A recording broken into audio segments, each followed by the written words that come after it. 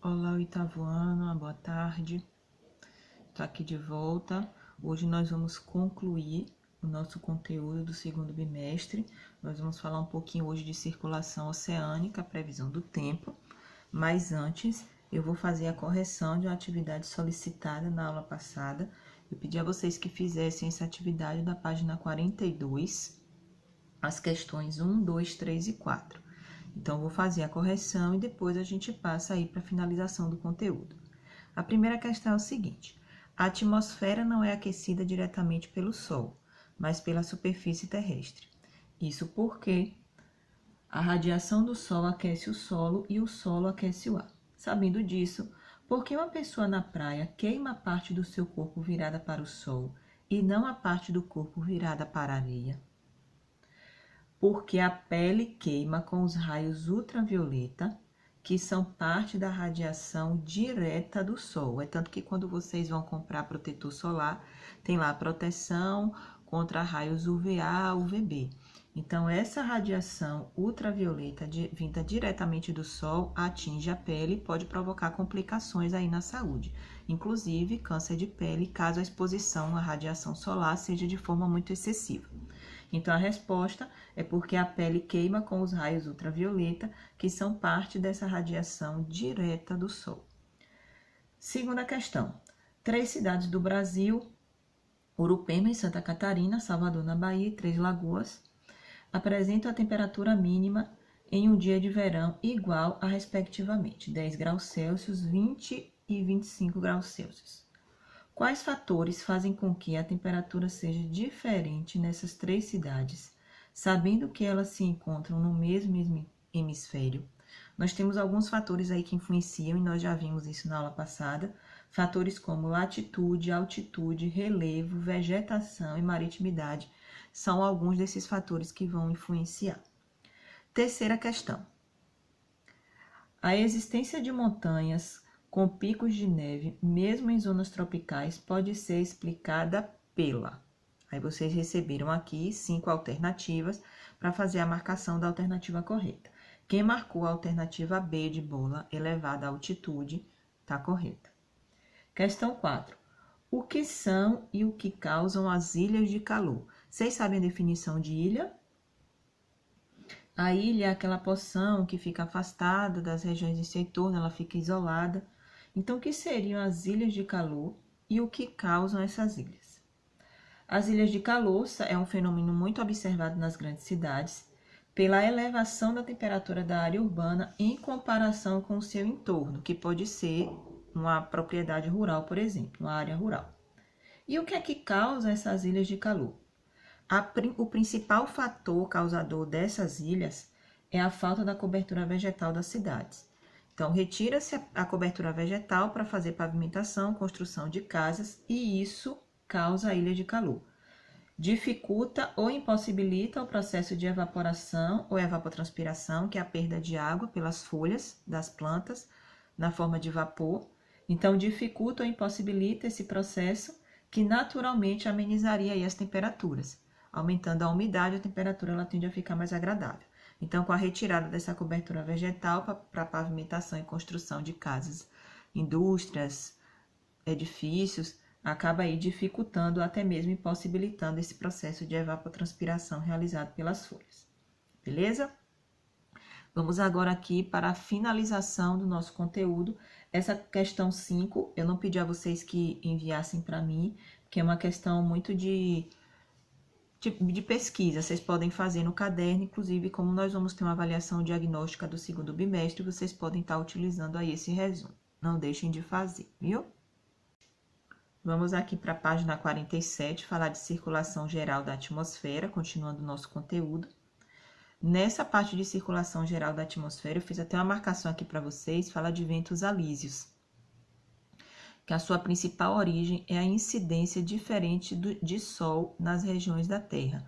Obviamente que nós vamos ter algumas localizações que vão receber uma maior incidência que outras. Como aqui no módulo não teria essa definição, eu vou dizer a vocês o que seriam ventos alísios, que é para a gente possa dar continuidade a essa parte do conteúdo. Os ventos alísios são deslocamentos de massa de ar, pode ser quente e úmida, que se realizam de forma concêntrica em direção às áreas de baixa pressão. Então, os ventos alísios, eles vão atuar na modificação climática. São essas movimentações aí dessas correntes de ar, dessas massas de ar. Observem aqui essa imagem que mostra a vocês a circulação geral atmosférica. Olhem aqui bem especificamente na linha do Equador para ficar mais fácil a explicação. Na linha do Equador, ocorre uma maior incidência da radiação solar. Por conta disso, também ocorre elevação na temperatura. Então, como temperatura e pressão são grandezas inversamente proporcionais, se está aumentando a temperatura, está diminuindo a pressão. Então, com esse fenômeno de aumento da temperatura e diminuir a pressão, acaba atraindo os ventos das áreas mais frias do planeta para essa região. Então, essa movimentação das massas de ar que a gente classifica aí como ventos alísios, que é o que vai definir aí a circulação geral da atmosfera. Então, na linha do Equador, como ocorre uma maior incidência da radiação solar, aumenta a temperatura, diminui a pressão e aí atraem os ventos das áreas mais frias do planeta. Se fosse o contrário, a região de alta pressão, diminuição de temperatura. Então, percebam que temperatura e pressão são grandezas inversamente proporcionais. Quando um aumenta, a outra tende a diminuir. Aí eu peço a vocês que marquem destaquem com o marca-texto aí no módulo, essa parte também que eu destaquei aqui. Essa movimentação do ar afeta diretamente o clima das regiões. Beleza? Aí fala aqui do efeito Coriolis. O efeito Coriolis é bem fácil de vocês identificarem aqui nessa imagem. Esse efeito Coriolis, ele vai provocar esse ligeiro desvio aqui, ó, nessas massas de ar. Depois vocês podem estar lendo essa seção Saiba Mais, para vocês compreenderem melhor esse efeito Coriolis. Vamos aqui agora para a circulação oceânica. A circulação oceânica traz um exemplo para vocês aí, que fala da variação da temperatura média anual em determinadas regiões. Isso altera a característica da biodiversidade oceânica, essa variação de temperatura, altera a característica da biodiversidade oceânica e também a temperatura das cidades litorâneas. Alguns animais, eles só se reproduzem em determinadas temperaturas. As baleias, por exemplo, que escolhem as águas mais quentes para o seu período de reprodução. O salmão também é um tipo de peixe que escolhe as águas mais quentes para o seu período reprodutivo. Então, essa variação da temperatura média anual, ela pode alterar as características da biodiversidade. Então, animais que só sobrevivem com águas mais quentes, caso essa temperatura ela baixe demais, esses animais eles já vão sofrer com isso. Aí a dúvida é por que essa variação ocorre. Por que que isso ocorre? Existem 3 fatores que vão determinar aí essa ocorrência: a salinidade, a temperatura e os ventos. Então, a resposta para essa pergunta, por que que ocorre essa variação de temperatura? O primeiro fator é a salinidade das águas, com maior ou menor concentração de sais. A temperatura, que depende da incidência de radiação solar, obviamente, quanto mais radiação, maior temperatura. E os ventos, que influenciam na formação das correntes marítimas. A salinidade e a temperatura mudam a densidade da água. Marquem isso daqui também, ó. A salinidade e a temperatura mudam a densidade da água. Como assim? Lembrem aí do Mar Morto. O Mar Morto tem bastante sal. Por esse motivo, ele é bastante denso. Então,